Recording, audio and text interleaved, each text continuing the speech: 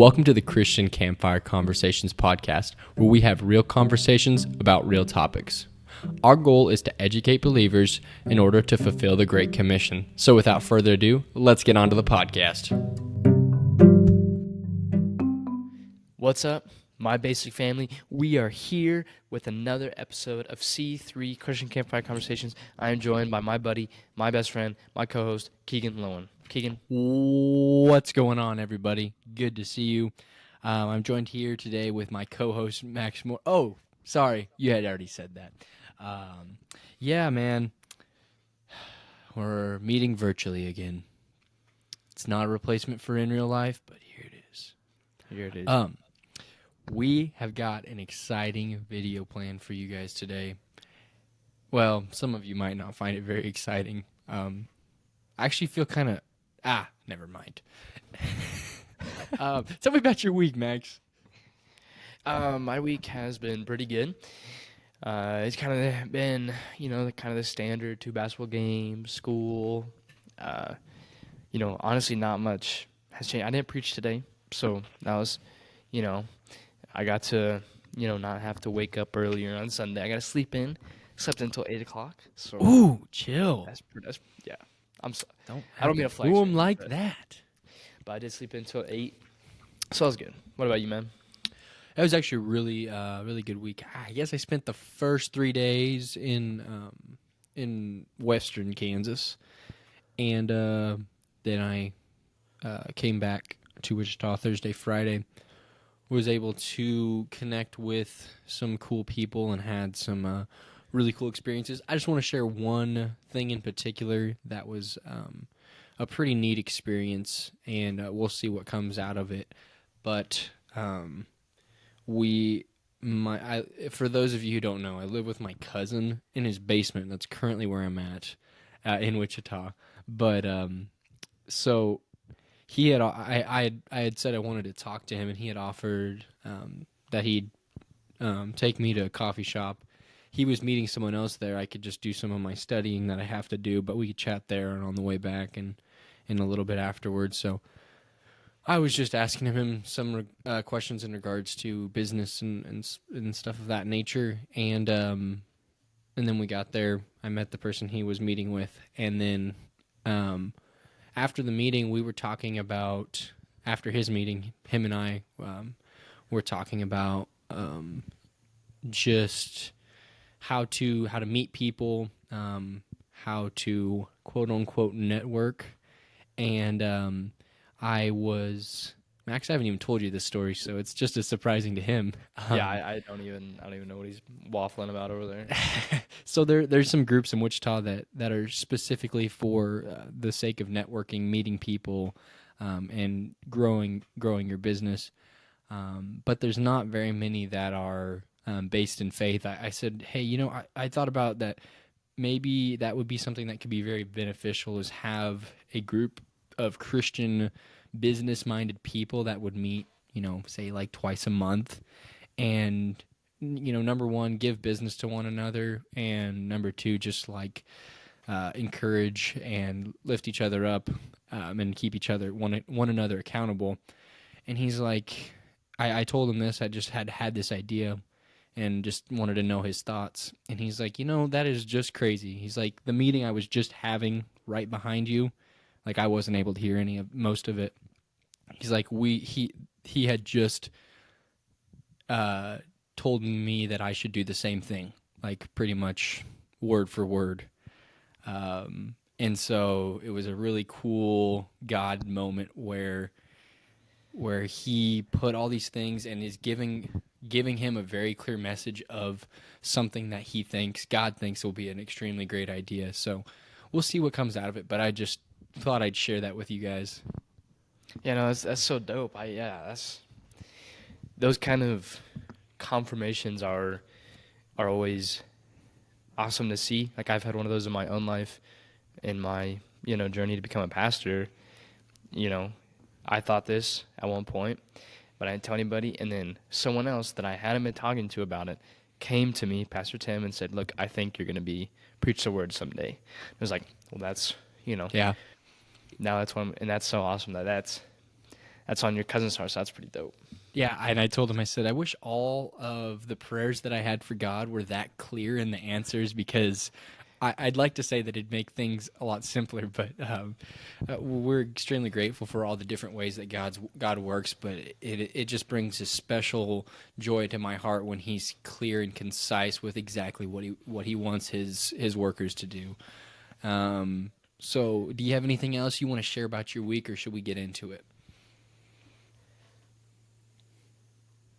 Let's just get into it. Let's Let's like have anything else. stop. Don't have to look at me like that. Anyway, so we are. Well, Max is not there yet. I'm kind of there. It's kind of complicated, but we're crossing over into this time of our life where we're not with our parents anymore. Max is in the process of filling out scholarships and going to be moving away. Yeah.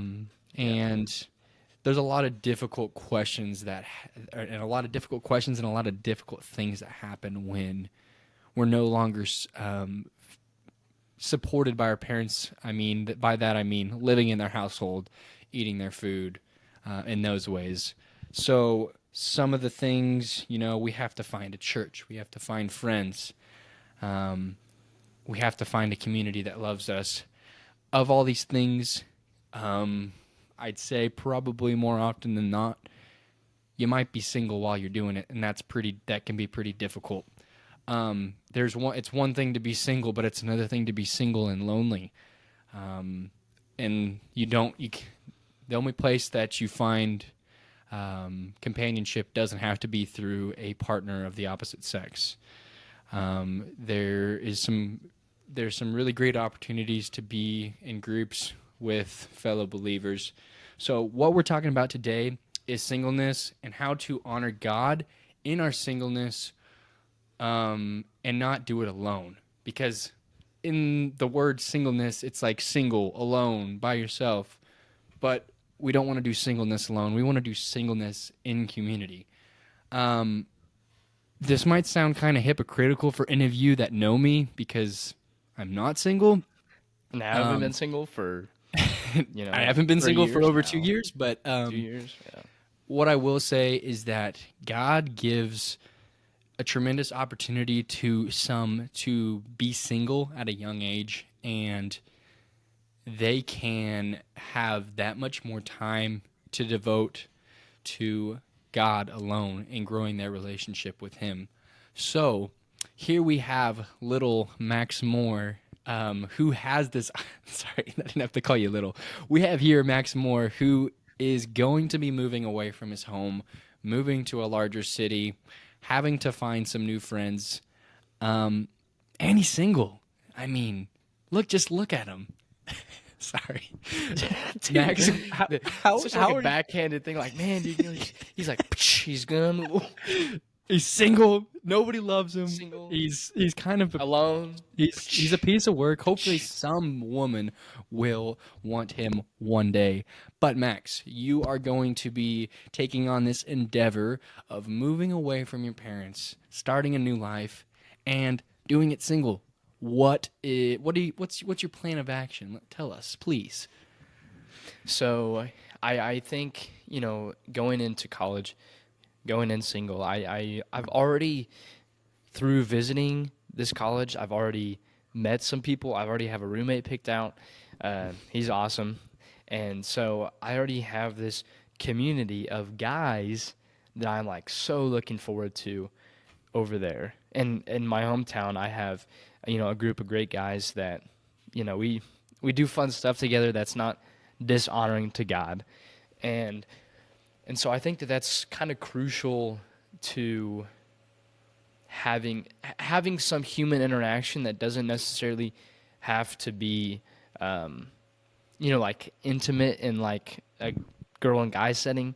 Yeah. And so having that moving forward when you're leaving your parents' house, that can be kind of crucial. And then I think too is at least for me, whenever I get kind of down or lonely, I tend to either shut out, like shut everybody out, or stuff like that. And so I think maybe if that's your tendency, if you feel alone, that you just kind of wallow in self-pity and sit in your dorm and you don't want to go do anything, like that is probably the worst thing you can do for yourself, I think. Yeah, And it's up so, there.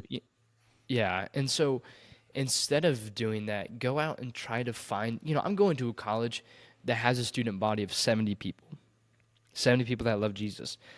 And that's smaller than my high school. And my high school, and Keegan and I's high school is Yeah, pretty small. pretty I small. mean, Yep, yep. roughly 95 kids. And so I'm even going smaller to this private Christian college. And so there's not many people there, that you might connect with, but you have to go out and find it for yourself. You have to go out and find community for yourself because, Well, your parents, my parents have friends at church and, my parents' friends have kids that are around my age. And so through that, I have already connections with kids that are my age that I can go out and hang out with. And so that's just super helpful for me is like, oh, I already have some people that we already have connections with that I can already, connect with on a different level. It's one kind of thing harder when you move off. right. One thing that you said that was interesting was, for those of you who don't know, Max is going to, like he said, a private Christian college, and he said, "I'm going into private Christian college single." Um, Hey, ring by spring, baby. Ring by spring. That's ring that's by my spring. goal. If you don't got a ring by spring, I'm gonna start questioning whether you're gonna make it in the ministry or not. You must Um, be. Never mind. I'm not gonna. Yeah. anyway, Yeah. on a more serious note, one thing that you brought up that was that stood out to me is growing up. I'd say it's safe to say that a lot of us grow up in a church body, and you almost have these built-in friends.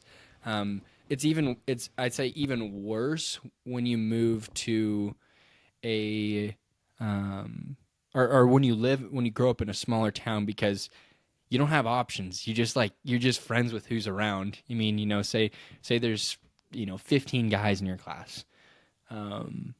Odds are you're going to be friends with like 3 or 4 of them, and it's pretty easy because you don't got very many options. But you go out into the world, there is an infinite number of people that you can be friends with, and um, that makes it more difficult, honestly. But one thing I will say is it makes you have to be more intentional about your friendships. But let's get back to the focus of the episode, and that is singleness. So Max is saying that one way he's going to do singleness is in community of believers.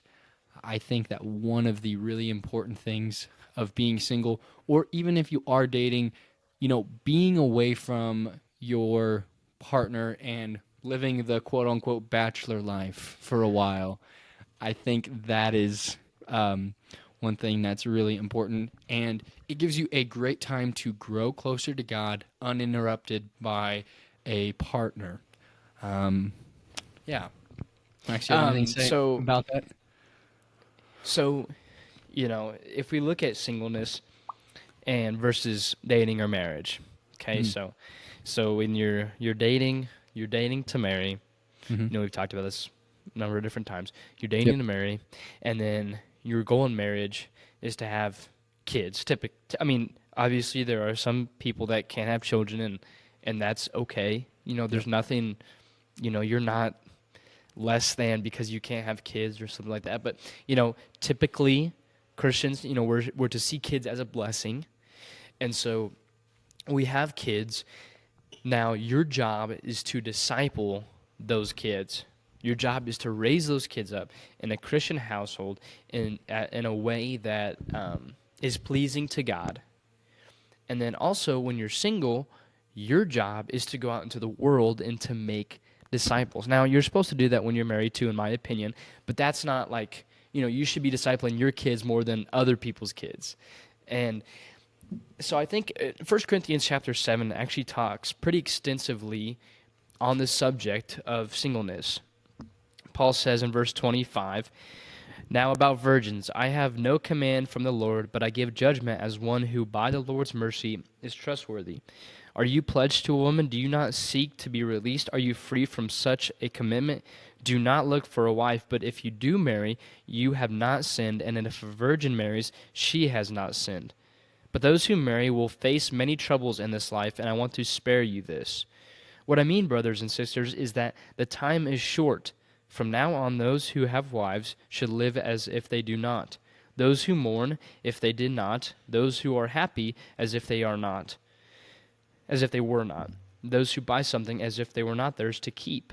Those who use the things of this world, as if not engrossed in them, for this world in its present form is passing away. I would like you to be free from concern. An unmarried man is concerned about the Lord's affairs, how he can please the Lord. But a married man is concerned about affairs of this world, how he can please his wife. And his interests are divided. An unmarried woman or a virgin is considered about the Lord's affair. Her aim is to be devoted to the Lord in both body and spirit. But a married woman is concerned about the affairs of this world, how she can please her husband. I am saying this for your own good, not to restrict you, but that you may live in a right way in an undivided devotion to God. If anyone who is worried that he might not be acting honorably toward the virgin he is engaged to, and if his passions are too strong and he feels he ought to marry, he should do as he wants. He is not sinning. They should get married. But the man who has settled the matter in his own mind, who is under no compulsion, but has control over his will, and who has made up his mind not to marry the virgin, this man also does the right thing. So then he who marries the virgin does right, but he do not does. Man, I'm stumbling on my words. But he who does not marry her does better. A woman is bound to her husband as long as he lives, but if her husband dies, she is free to marry anyone she wishes. Wishes. But he must belong to the Lord. In my judgment, she is happier if she stays as she is, and I think that I too have the Spirit of God. So it's kind of a lengthy passage. Paul is kind of saying, someone who is not married has an undivided devotion to God. And I think that's kind of an important phrase. And again, I'm not saying that if you're married, you cannot have this undivided attention to God. But what I'm saying is you, I mean, in a way, yes. Now you're not like displeasing God by marrying and having children. You're just going to be focused on your children more or on your wife more, as Paul says here. And I think an important thing to note is Paul never married and Jesus never married. And so, you're not on JV by being single. You're not less than the people that are getting married. Especially going to a Christian college, it's like, oh man, everyone's getting married. I have to get married. And there's this just strong desire to get married. And I think that the Christian culture really pushes it harder than I think it needs to be pushed. I think that there also needs to be someone saying, hey, look, dude, you don't have to get married. Like, if you don't get married, that is perfectly fine. But for, the last 50 years, we've had middle-aged people in the church saying, why aren't you married yet? You're young. You're attractive. Why aren't you getting married? And so we have this, and so it's like, oh, why am I not married? I need to get married. Mm-hmm. I met this missionary in Southeast Asia. She was awesome. And I think she's in her mid-30s, not married. And she said, for a long time, that was this big struggle for her, was she wanted to get married. And then finally was like, you know what? I do not have to get married. And she's still married, but she is content with her life and being single. And pursuing the Lord and pursuing God's mission for that everyone be saved on the earth. Yeah, I think one thing that's important to note is God is extremely pleased by marriages. They are a holy bonding of two human beings that love the Lord, and they are promising to continue showing that love for the Lord through their household. I think this was JP that was talking, Jonathan Bacluda, that was talking about this When you are single, we still have the same call. We have the Matthew 28 call: go and make disciples of all the nations. Um, and when you're single, you have that option of having an undivided attention to God. You don't have anybody saying, hey, like, what about, like, when are we going to go on a date? When are you going to show me that you love me? So there's all these expectations. Um, However, when you are married, I would argue that discipleship is something that in large part happens in your home with your kids. Um, you are raising them up to love the Lord, and make make the Lord the master over their lives. That's your prayers for them, and that's what you try to teach them. Now, that's not to say that that's where it stops, but for as what's usual for a lot of moms anymore is they stay at home with their kids, and that's where they're probably spending 80, upwards of 80 to 90% of their life, especially when they're younger. And so that's not, yeah, like I said, that's not to say that's where it needs to stop. But for someone who has chosen that life of you, having a husband, having a wife, that's where you direct your focuses towards. But I think that's one thing that's really, as what Max said, is really important to point out is a lot of missionaries are single.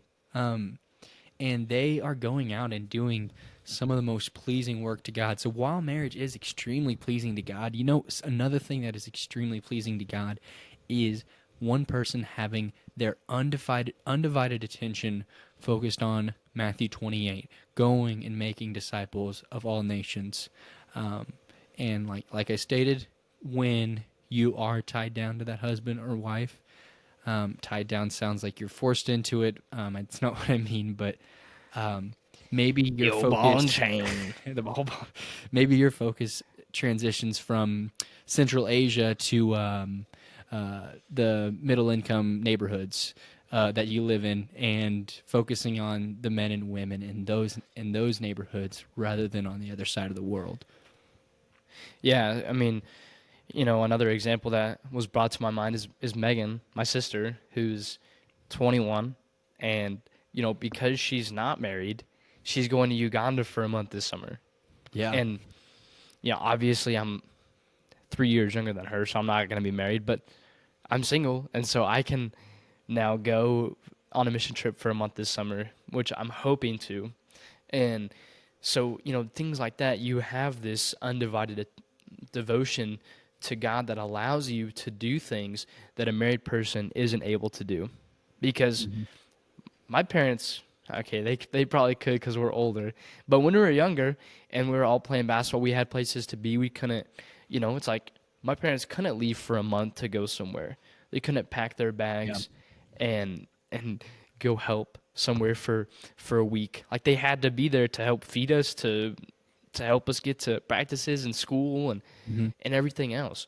So single people are able to do things that married people aren't to do, and vice versa. Married people have children, they raise them up, they disciple them as they grow up, and then now they're able to do that for, you know, and then generations come, and then single people are always there to go out and be full time missionaries, and married people can too. Married people can go be missionaries. I mean, there's been plenty of missionaries that are married and have kids and raise kids out there. I would say that it's probably just a little bit more difficult, but Yeah. I just got one. I got one question that I want to ask you. Um, God has given to many the calling of marriage. Um, on the hearts of others, He has put singleness, the calling to singleness. For someone who feels that strong desire to be married but is single, how should they find happiness in their singleness? so if someone, I just want to make sure I heard your question Yeah. right. If someone is single but desires marriage so strongly, like what should they do about that? Is Yeah, that how are they going to find contentment and happiness in that? yeah, and that's really tough. I mean, that's something I struggle with is finding contentment throughout my single life, seeing a bunch of people, start to date and that kind of stuff. And so it's definitely a struggle. And I think that one thing that people can do to be content in their singleness stage of life or their entire life, if that is the way you're feeling called, is to know your identity in Christ. And that, Mm-hmm. being that you're a child of God, and that's really all you need. I mean, you're you're saved from the penalty of your sins. You have an eternal future to look forward to. So now you don't have to be worried about these earthly things like marriage. From I'm of the opinion that we're not going to be married in heaven. We're not going to be having sex in heaven. So, these are somewhat earthly. These are earthly things, and so we should look at them as that. I mean, they are holy, they are sacred, they are awesome. Marriage is awesome. But that's not the end all be all. And if you don't get married, you're not less than. And so one of the ways that we can find contentment is that in that is remembering our identity in Christ. Yeah. One person that really comes to mind when we talk about on the subject, actually, two people I'll say, I'll mention two people that come to mind when we talk about the subject of singleness. Um, in in addition to the ones we've already named, the first one who had a really great opinion on it that I really enjoyed was Maddie Pruitt Trout. She, for a little background on her, she was a person who went on The Bachelor. She was one of the females that was on The Bachelor. And so, looking for love in all the wrong places, I think would be one way that she could define that she would define that.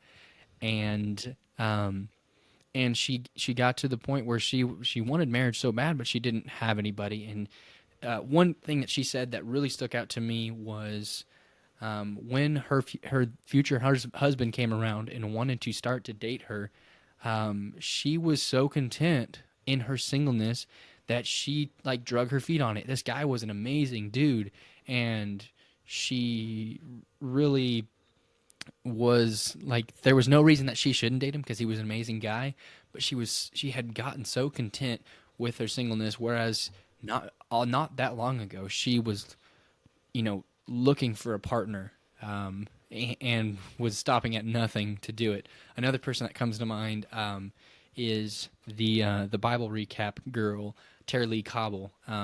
She and both of these people have been on the Becoming Something podcast, and really enjoyed both of their times on there. But Tara is someone who has studied the Word inside and out, and I would argue that has had this influx of time to devote to studying God's Word, and creating her little background on her. She has a program that allows people to read through the Bible in a year, and she does a recap video on everything you read. I'm going through it right now, and really, really enjoying it. If she was married, there's nothing that says that she couldn't do that, but she has just that much more time to devote to that because she is single. And she shared that it's not her desire to be single, but it is what God has presented her. God has some amazing single people out there. So that's an encouragement to those of you who are in a season or whatever, maybe it's longer than a season of singleness, and you long for more. Know that God might have somebody prepared for you that will come into your life and that will be perfect for you. But in everything, we should be content with what we do have and what the circumstances we are given at this time. Yeah, I think you brought a good sorry. I think you brought up a very good point, and it kind of made me think of something that I think I've heard or either said or either or, is that be a guy or be a gal that is worthy of being a wife or a husband. You Yes. know, Yes. and because if you are like, man, dude, I want to start dating, I want to be a husband, like I want to be a dad, but you're not necessarily ready for that. Like you have this plethora of things that would be hindering to you to date, or hindering to your significant other, whether that's you're a guy or a girl. So be a guy that's worthy of being followed. And ladies, humble yourselves and allow the guy to lead, but find someone who is worthy to lead you. Don't follow some bum into a state of yourself becoming a bum. We don't need more bummage. We got plenty of bummage in the world. You have plenty of bums in Um, this world. yeah, just kind of adding on to what you said. This is one thing that I've encouraged my single friends with is He's never said that this to me. I know I have said this to you. Is like you don't need to be the perfect partner to somebody, but in any way you can control, don't bring don't bring baggage into a relationship, because whether it's past addictions, current addictions, work on that while you're single. I'll speak from experience. I was not ready to date when I started dating. My girlfriend was not ready to date, but God has used it still and made it a pleasing relationship to Him, I would say. And so, not you don't have to be perfect. God redeems some really messed up situations. But if you have this opportunity, don't bring baggage into it and use your singleness to grow. Grow closer to God. Become someone who's worthy of being a husband. Become someone who's worthy of being a wife. Don't strive for perfection, but strive for growth every single day. Nah, that's a really good point. I think that's a good point to end on. Unless Yeah. you have anything else to say. Not everything I said was hypocrisy today. Even though I come from a position of dating, I want to encourage all of you. Check yourself before you wreck yourself. Grow in this season of singleness. And hit me up on the email if you guys have any complaints, questions, comments, concerns. Anything. Encouragement is also accepted. We will take Yes. that. Yes. Well, I don't think And I'll ever turn someone down from saying good job. you've been striving your whole life for it, have you not? So, But uh, well, that's all. that's That's all all you I have got. to say. Yep, yep, yep. Peace out, basic family.